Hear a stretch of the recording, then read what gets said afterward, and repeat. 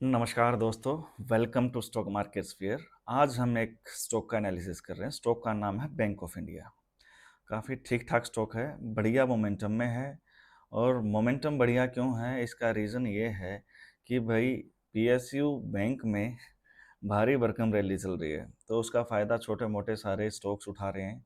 छोटा हो, मोटा हो, घोड़ा हो, लंगड़ा हो, सारी चीज़ें चल रही हैं। कुछ भी रुकने का नाम नहीं ले रहा है।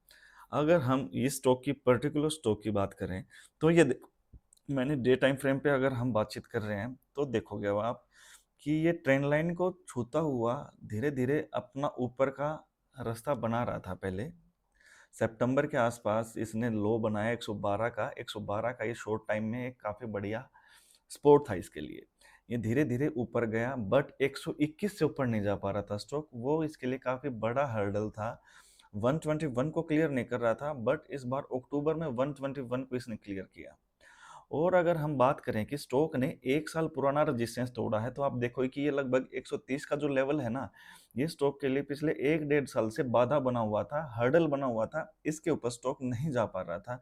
121 130 सॉरी 130 के ऊपर नहीं जा पा रहा था। ये वाला जो लेवल है ये हमारा वही लेवल रहेगा। अब स्टॉक ने जैसे ही इसको क्लियर किया तो यहाँ से सीधा 140 तक का इसने टारगेट दिखा दिया है। 142 का इसने आज हाई भी बनाया है। तो अगर ये देखा जाए तो स्टॉक बढ़िया तेजी में है, बढ़िया मोमेंटम में है। सेक्टर को सपोर्ट भी कर रहा है, सेक्टर इसको भी सपोर्ट कर रहा है, दोनों ही चीज़ें हैं। अगर हम बात करें कि भाई इसमें और हमें क्या चीज़ें देखनी चाहिए, अगर मैं देखूं कहूं कि भाई बोलिंजर बैंड अगर हम इस पर लगाएं तो ये देखोगे कि 20 मूविंग एवरेज 130 आ गया है। मतलब अगर स्टॉक यहाँ से गिरता है तो 130 का इसके ऊपर डबल बेनिफिट रहेगा। 130 के ऊपर इसके पास दो सपोर्ट रहेंगे। एक तो ये डायनामिक जो 130 का है, और दूसरे वाला जो ये लैगिंग इंडिकेटर का जो 20 मूविंग एवरेज है, मतलब 20 ये अपना बोलिंजर बैंड का जो बीच वाली जो लाइन होती है, ये क्या होती है, ये सपोर्ट और रेजिस्टेंस दोनों का ही काम करती है। अगर यहाँ से अगर स्टॉक गिरेगा, प्राइस गिरेगा, तो वो खुद को कहीं ना कहीं क्या करने जाएगा, एवरेज करने जाएगा, जिसकी एवरेज बन रही है 130 के आसपास। मतलब अगर जिसकी यहाँ से ये ट्रेन छूट गई थी तो उसको वेट करना चाहिए। अभी इसमें कोई फ्रेश बाइंग नहीं बन रही है क्योंकि स्टॉप लॉस काफ़ी दूर का बन रहा है। तो इस टाइप की चीज़ों से दूर रहिएगा। मैं बता दूं, ये वीडियो सिर्फ और सिर्फ एजुकेशनल पर्पज़ के लिए है। इसमें कोई भी बाइंग या सेलिंग रिकमेंडेशन नहीं कर रहा हूं मैं।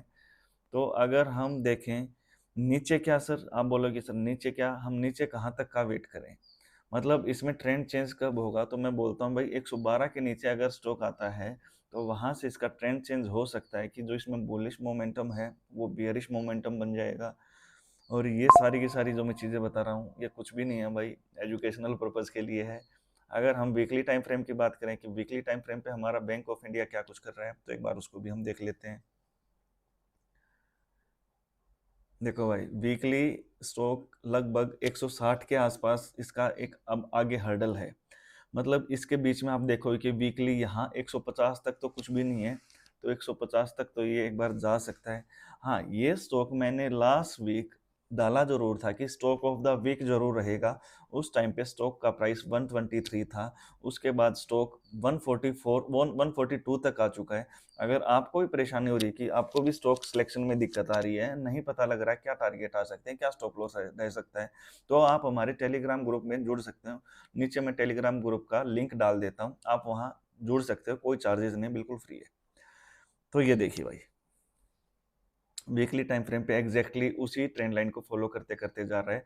और 130 का जो इसका हर्डल था उसको तोड़ के अब ऊपर जा रहा है। मतलब अब 150 तक एक बार ये जा सकता है। वहाँ ठहराव हमें क्यों देखने को मिलेगा, क्योंकि 150 के ऊपर इसकी क्लोजिंग कभी भी नहीं हुई है। वीकली क्लोजिंग 150 के ऊपर कभी भी नहीं हुई है। बस ये विग है जो आपको दिख रहा है कि 158 के आसपास ये गया है, विग है। बट इसकी क्लोजिंग 150 के आसपास ही आज तक की बेस्ट क्लोजिंग है। आज तक की नहीं बोल रहा हूँ भाई, पिछले 2-3 साल की बोल रहा हूँ मैं। अगर हम आज तक की बात करोगे तो भाई इसका हाई बहुत ऊपर है, वो शायद आपको दुखी कर देगा।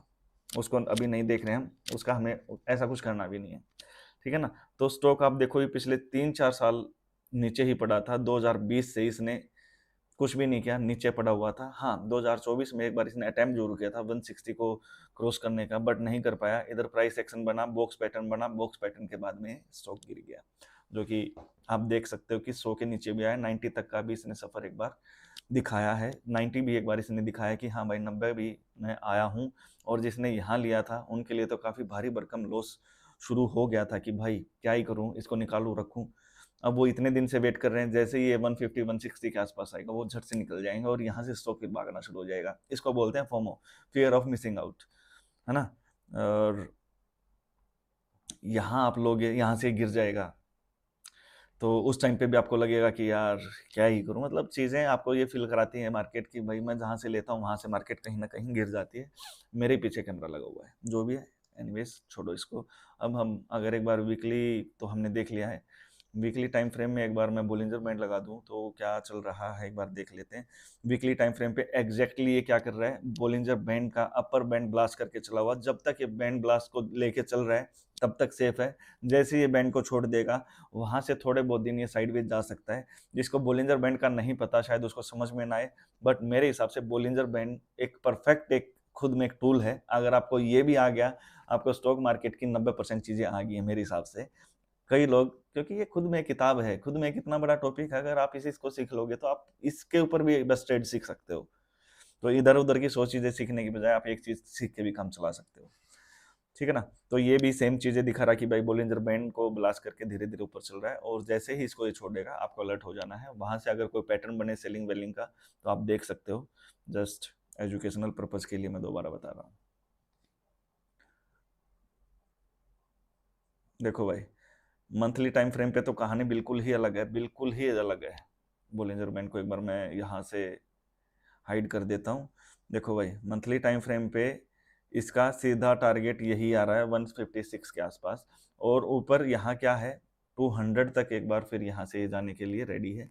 मंथली टाइम फ्रेम पे आप देखो कि ये एक ट्रेंड लाइन था, इसको बार बार टच करके वापस स्टॉक गिर रहा था, अभी तक उठ नहीं पा रहा था। लेकिन इस बार इसने इसको तोड़ा, ऊपर भी गया है और 140 के आसपास आज आया भी है।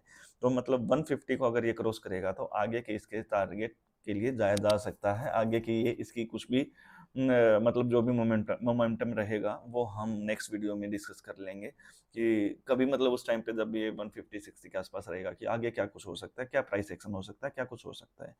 तो अभी तक तो हमने ये तीनों ही टाइम फ्रेम पे देखा है, डेली, वीकली, मंथली, तीनों पे ही बुलिश मोड पे चल रहा है, ठीक है ना। काफी बढ़िया मोमेंटम भी चल रहा है स्टॉक में, तेजी बनी हुई है, पीएसयू स्टॉक सारे ही भाग रहे हैं। तो ये भी भाई कहाँ रुकने वाला था, 2 साल पुराना इसने रेजिस्टेंस भी तोड़ा है। तो कहीं ना कहीं स्टॉक काफ़ी बढ़िया तेज़ी दिखा रहा है। अभी आगे देखते हैं कि क्या कुछ हो सकता है। तो अगर आपको भी स्टॉक्स में सिलेक्शन में दिक्कत आ रही है तो मैंने पहले ही बताया था, मैं लिंक में डाल दूंगा। चैनल पे पहली बार आए हों तो लाइक शेयर और सब्सक्राइब तो बनता ही है भाई। अगर आपको रियली ये चीज़ अच्छी लगी है कि हाँ भाई बैंक ऑफ इंडिया का अगर आपके पास एक भी शेयर है तो आपके लिए तो ये पूरा पूरा वीडियो डेडिकेट है ही, है ना। तो चलिए मिलते हैं नेक्स्ट वीडियो में।